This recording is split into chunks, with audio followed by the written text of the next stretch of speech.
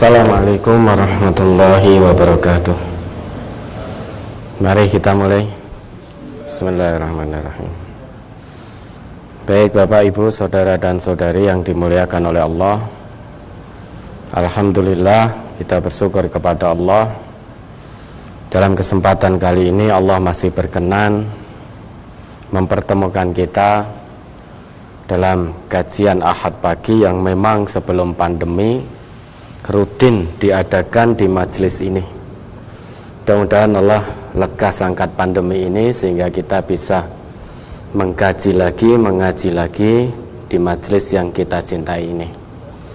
Saat kita mengaji, Bapak Ibu, saudara dan saudari, mari kita buka nurani kita luas-luas sehingga apa yang kita kaji bisa kita tangkap, kita cerna, kita pahami, yang kemudian kita amalkan dalam kehidupan sehari-hari.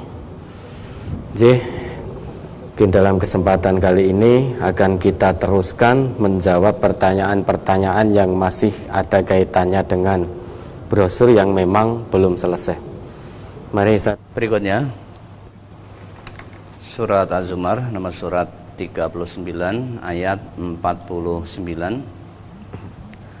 Fa idza massal insana dzurrun ta'ana summa idza khawwalnahu ni'matan minna qala innama utituhu ala ilm bal hiya fitnatu walakinna aktsarahum la ya'lamun. Maka apabila manusia ditimpa bahaya, ia menyeru kami. Kemudian apabila kami berikan kepadanya nikmat dari kami, ia berkata, sesungguhnya aku diberi nikmat itu hanyalah karena kepintaranku. Sebenarnya itu adalah ujian, tetapi kebanyakan mereka itu tidak mengetahui. Nah, mari jangan sampai kita termasuk dalam golongan yang disindir oleh Allah dalam ayat ini. Surah Az-Zumar surah 39 ayat 49 ini. Kebanyakan manusia itu fa idza massal insana dzurrun ta'ana. Itu kalau sedang diuji oleh Allah dengan ujian atau satu musibah, dia dengan serta-merta langsung ingat kepada Allah ta'ana, menyeru, bermunajat kepada Allah, seakan-akan menjadi pribadi yang paling bertakwa. Setiap saat menyeru kepada Allah, ingat kepada Allah, tujuannya satu, agar Allah lepaskan dirinya dari musibah yang sedang dihadapinya, dari beban hidup yang sedang dihadapinya. Namun apa yang terjadi saat Allah betul-betul lepaskan dirinya dari kesulitan hidup, dari musibah yang dihadapinya, serta-merta muncul kesombongannya. Serta-merta dia mengatakan qala innama utituhu ala ilmin. Sesungguhnya aku bisa lepas dari beban hidup ini, dari musibah ini, murni karena kepandaianku, murni karena kepintaranku, melupakan Allah. Padahal sebelumnya dia selalu bermunajat memohon kepada Allah sampai nangis, ibaratnya sampai air mata itu habis. Air mata ibaratnya sampai kering karena menangis setiap saat kepada Allah agar Allah lepaskan dirinya dari beban hidup yang dia rasakan teramat berat. Namun ketika betul Allah lepaskan, muncul sifat aslinya, kesombongannya muncul, melupakan Allah dan merasa bahwa dirinya bisa lepas dari musibah itu murni karena kepandaiannya. Perlu kita ketahui, lepasnya diri ini dari musibah yang kita hadapi itu adalah ujian dari Allah. Itu adalah ujian dari Allah. Bal hiya fitnah. Saat kita ditimpa musibah itu ujian. Saat kita dilepaskan dari musibah itu juga ujian. Walakinna aktsarahum la ya'lamun, tetapi kebanyakan dari manusia tidak mengetahui. Manusia itu kebanyakan menganggap yang namanya ujian hanya musibah. Sedangkan hal-hal yang menyenangkan itu tidak musibah.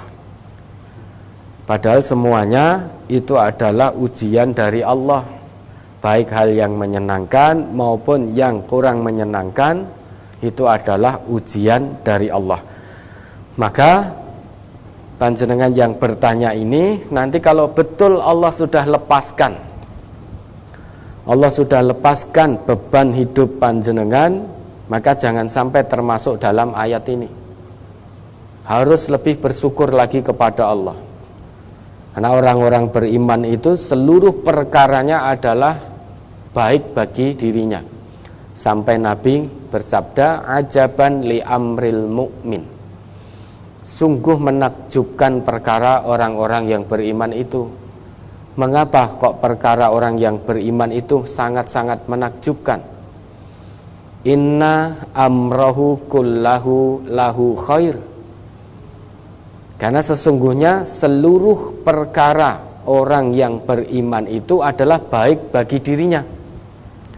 Walaysa dzalika li ahadin illa lil mu'min.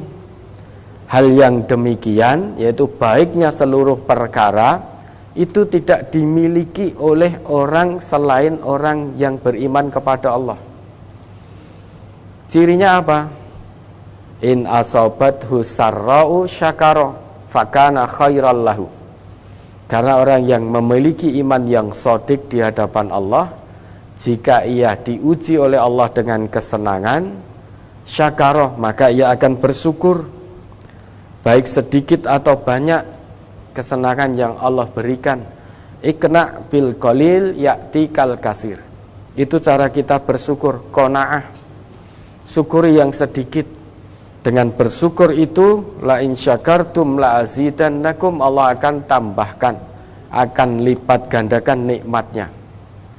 Maka orang yang beriman diuji dengan hal yang menyenangkan, pasti dia segera bersyukur kepada Allah.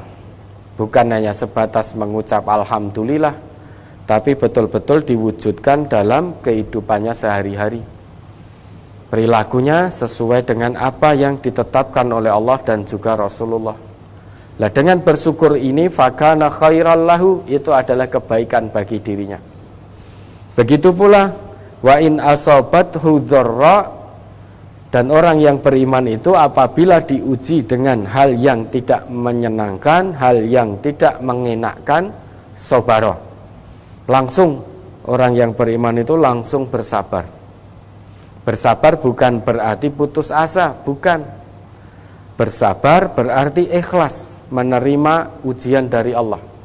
Yakin bahwa al khairu khiratullah. Semua pilihan Allah adalah kebaikan. Yakin. Maka ikhlas dulu menerima ujian dari Allah. Kalau kita ikhlas, insya Allah tidak ada yang namanya ujian yang berat, itu tidak ada. Asal kita ikhlas menerimanya karena Allah. Ini tidak mudah, memang tidak mudah, kecuali bagi hati yang khusyuk, tunduk patuh betul kepada Allah. Jadi diuji oleh Allah dengan hal yang tidak menyenangkan, sudah bismillah ikhlas, terima ujian ini. Husnudzan pada Allah. Dengan ujian ini Allah hendak mengangkat derajat kita tinggi-tinggi di hadapan Allah. Karena orang itu kalau tidak diuji, bagaimana akan terangkat derajatnya? Contoh, orang sekolah itu kalau tidak diuji, bagaimana dia akan naik ke tingkat lanjutan, ke jenjang selanjutnya? Dari SD tanpa ujian, bagaimana akan naik ke SMP? Dari SMP tanpa ujian, bagaimana mau ke SMA, dan seterusnya, dan seterusnya. Jadi ujian itu hendak mengangkat derajat seseorang itu tinggi di hadapan Allah. Orang yang beriman ikhlas dulu.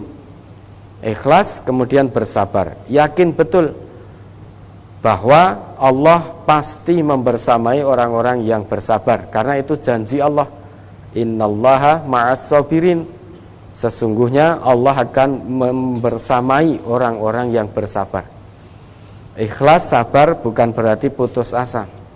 Ikhlas menerima ujian dari Allah, ikhlas menerima karena Allah, kemudian sabar dengan tetap melakukan ikhtiar-ikhtiar yang diridhoi oleh Allah. Sabar, ikhlas. Nah, maka nanti kalau betul Allah lepaskan, jangan sampai panjenengan yang bertanya ini menjadi lupa, muncul kesombongannya dengan mengatakan aku umpama dudu aku ngono wis mungkin sudah putus asa.